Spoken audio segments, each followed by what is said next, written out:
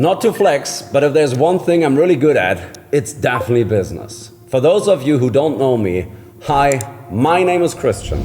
I went from a 16-year-old dropout who could barely speak English to plus owning a portfolio of companies and investments that are now worth over 30 million. And after being in the game for over 12 years, I have realized that if you want to master the art of winning in business, it all comes down to these 5 principles that I learned the hard way. Now, the best part about these principles is that anybody can use them, whether you're just starting out or already running a business. It really doesn't matter. So without wasting any time, let's get into it. Lesson number 1. The hardest worker in the room usually loses. Everyone treats success like a grind contest, where if you out-hour everyone else, you win. But the market has never once paid for effort. It pays for the risk you take and whether you are still standing when others quit. Effort is the most replaceable thing on earth. If pure grind worked, every overworked nurses and trucker would already be rich. Kodak has some of the hardest working, smartest engineers on the planet. One of them built the world's first digital camera inside Kodak back in 1975. So they were literally holding the future. But going all in on digital meant killing their own film business. And film back then was where all their money came from. That was a scary bet. And they refused to take it and played it safe. Buried the digital camera and poured all the effort into protecting what they already had. However, the film died anyway, digital took over, Kodak went bankrupt. And all the hard work in the world just kept them busy defending the wrong thing. The risk they were too cautious to take is what would have saved them. So stop trying to be the hardest worker, be the one willing to make the bet nobody else will, and the one still in the game when everyone else burns out. Lesson number 2. If you can't win, you are probably playing by the rules. The standard path says, get qualified, wait your turn, ask for permission. But usually the thing blocking you isn't a real wall. It's a rule you accepted without ever checking if it was real in first place. Winners look at a stuck situation and break the frame instead of grinding harder inside it.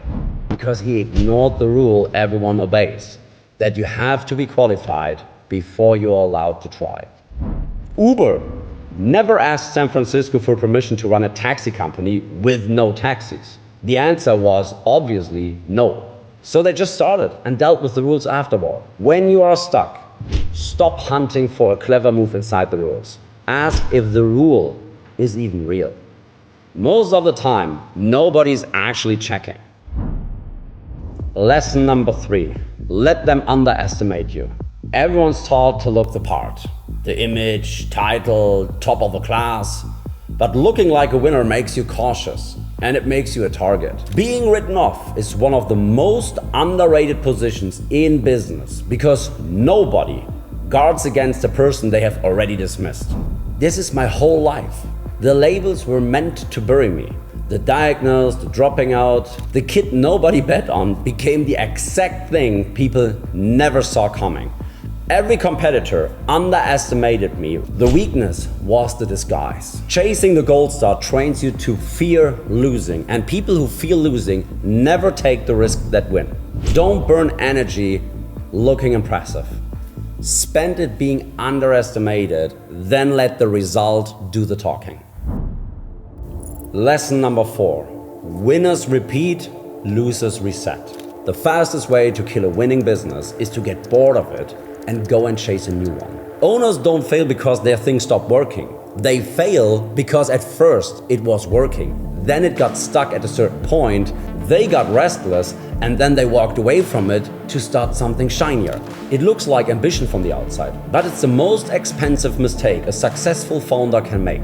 Say your business is stuck at $1 million a year. It's been sitting there for a while, the growth flattened, and you can't figure out why. See, most of the time, if you want to go from 1 to 10 million, the answer is never a different business.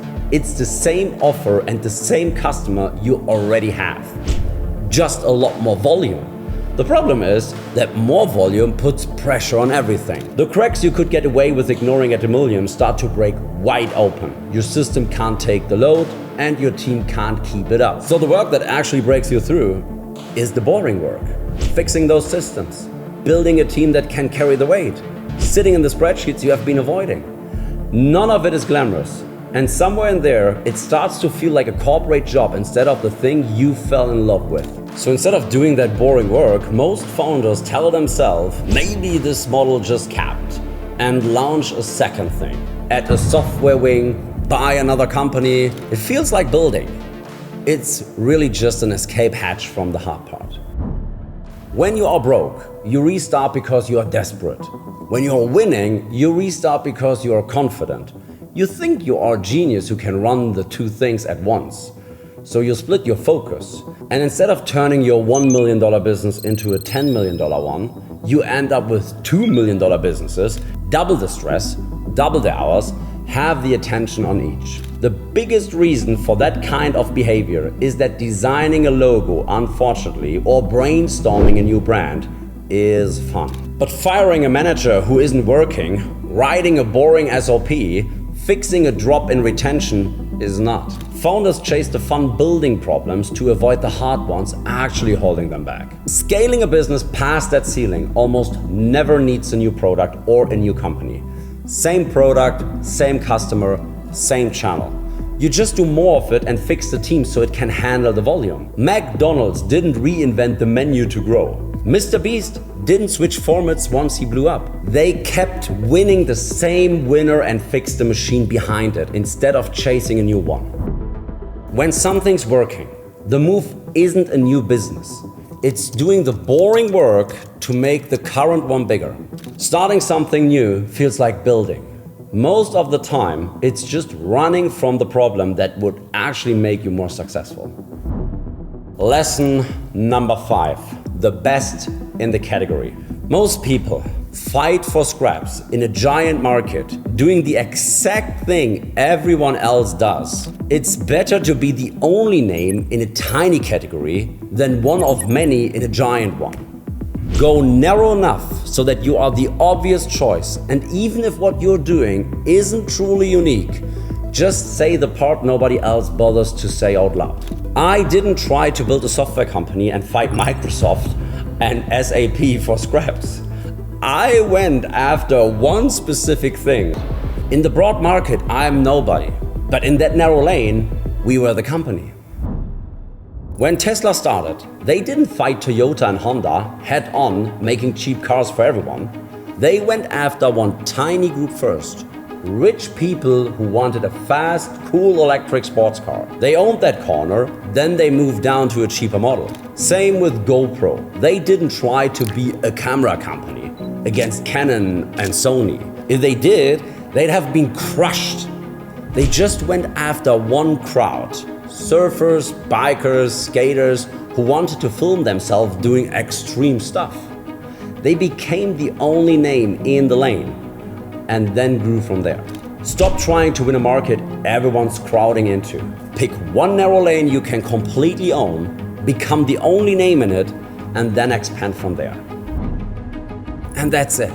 Those were the 5 principles that, if you use, will change how you play the game of business. But look, none of this happens overnight. It takes time, reps, and a few expensive mistakes along the way. And by the way, if you're a business owner doing at least 20,000 a month and are stuck working 8, 10, 12, or even 14 hours a day, listen up, because I want to invite you to the Build Room. See, the Build Room is a 12-week program where I find the things that are holding your business growth back, cut everything that's eating your time, and hand you the exact system I use to run my own 7- and 8-figure companies. Plus, me and my team will also install them into your business one piece at a time, so you can finally be the actual CEO of your business instead of being a full-time manager. So if you want to build a business exactly like this and work directly with me and my team, then click on the top link in the description. Anyway, that's all from me today,